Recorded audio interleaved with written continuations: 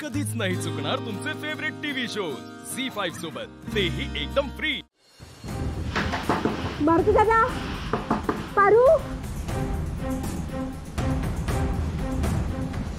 सावित्रीताई, आता या वागताना काय झालं असेल?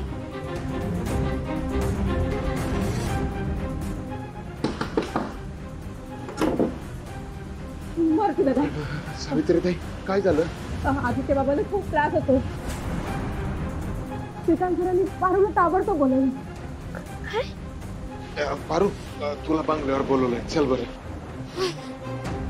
त्यांनी तर मला असं सांगितलं की पारू जर या बंगल्यात परवानगीशिवाय आली तर तिला माझी शपथ आहे, तिला माझं मेलेलं तोंड बघावं लागेल।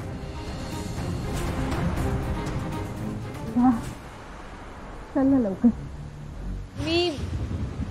मी नाही येणार। का? काय झालं? म्हणजे असं का बोलते तू? बा ते मला बरं वाटत नाही, मी नाही येणार। आता तुला बरं नाही वाटत? अगं आता तर बरी होतीस तू, उगाच नाटक करू नका। आता आईल्या मॅडमने आपल्याला बोलवलंय ना, मग बरं न वाटू दे, नाही तर आपला जीव जायची येळ येऊ दे। जाणं हे आपलं कर्तव्य। चल बरं। मी नाही येणार। पारू बाळा, प्लीज, आदित्य बाबांना तुझ्या मदतीची गरज आहे बाळा, चल लवकर चल। मी सांगितलं ना तुम्हाला, हे बघा उगाच माझ्यावर जबरदस्ती करू नका। याच्यात कसली आली जबरदस्ती? चल तू जात कशी नाही? चल चल चल, तू येत कशी नाही? बाई पास सोड मला। काय म्हणलं ना, नाही येणार मी। नाही म्हणजे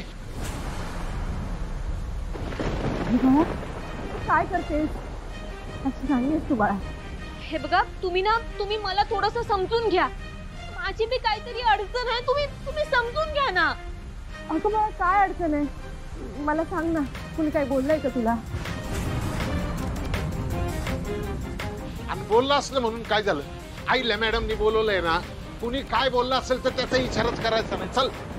हे बघ बाप, मी हे फक्त माझ्या देवी आईसाठी करतेय।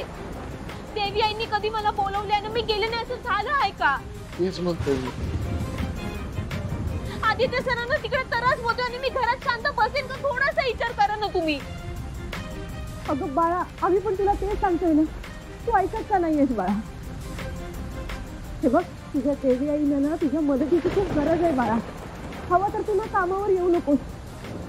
ते मालक आहेत आणि आपण नोकर आहोत, आणि आपले मालक अडचणीत असताना त्यांना मदत करणं आपलं कर्तव्य आहे की नाही?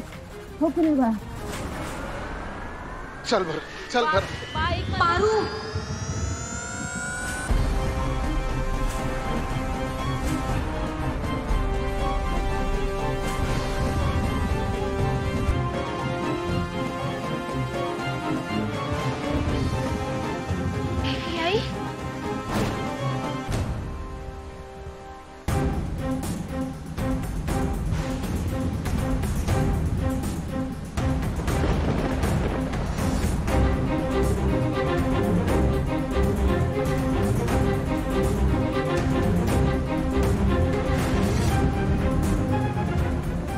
पारू, काय झालं अगं?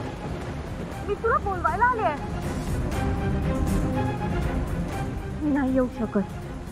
कारण ते दामिनी मॅडमनी तुमची शपथ। हे बघ पारू, मी जास्त नाही बोलणार। मी तुला जबरदस्तीही नाही करणार, पण आज आदित्यला बरं करण्याची जबाबदारी मी तुझ्यावर सोपवते। आज आदित्यला किर्लोस्कर घराला तुझी गरज आहे। माझा राग त्याच्यावर नको काढूस पारू। घरातले सगळेजण खूप प्रेम करतात तुझ्यावर, मला माहिती आहे। आज मी तुझ्या समोर अहिल्यादेवी किर्लोस्कर म्हणून नाही, तर एक आई म्हणून उभी आहे। मी तुला विनंती करते, माझ्या मुलाला बरं कर, बाकी तुझी मर्जी।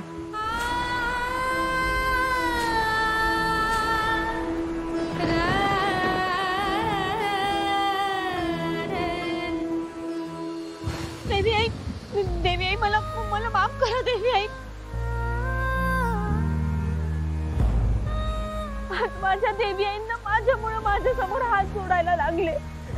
मला देव सुद्धा माफ करणार नाही. देवी आई मी येते. तुम्ही यापुढे परत कधी विनंती करू नका माझ्यासमोर. तुम्ही फक्त आदेश सोडा.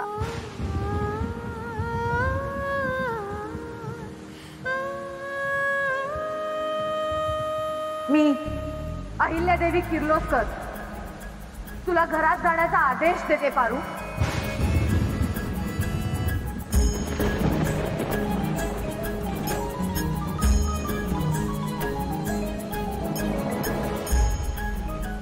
सावित्री आत्या, आतमध्ये लेप आणि काढा ठेवलं, तू घेऊन या पटदिशी. आणते आणते.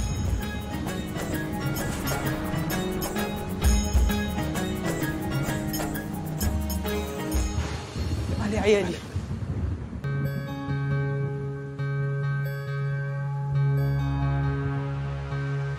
अरे देवा, लईच ताप आहे. सावित्री आत्या द्या. ह्यांना डोक्यावर पट्ट्या ठेवायच्या आहेत. थंड पाणी घेऊन या पटदिशी. आदित्य सर, हे घ्या, काढा प्या.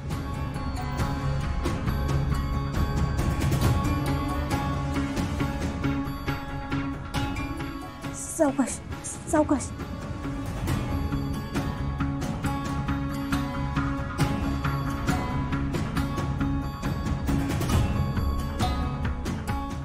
द्या.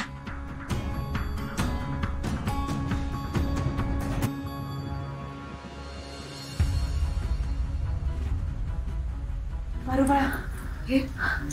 देवी आई, कपाळावर घड्याळ. ए बेअक्कल मुली, तू अहिल्यादेवी किर्लोस्करांना ऑर्डर देणार का? ती अहिल्यादेवी किर्लोस्करांना ऑर्डर नाही देते, ती एका आईला सांगते. आणि ती किमान काहीतरी काम तरी करते, नुसती बघत उभी नाहीये.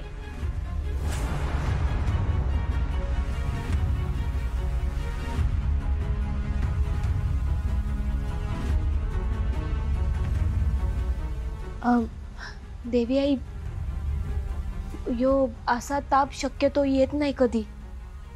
यांनी काही उलट सुलट खाल्लं होतं का? ए उलट सुलट म्हणजे घरात आहे ना, तो घरचंच खाणार ना, चुकीचं काय खाईल? नाही म्हणजे तसं नाही. यो काढा प्यायल्यानंतर पोटात काही थंडगार गेलं ना तर असा त्रास होऊ शकतो, म्हणून मला असं वाटलं.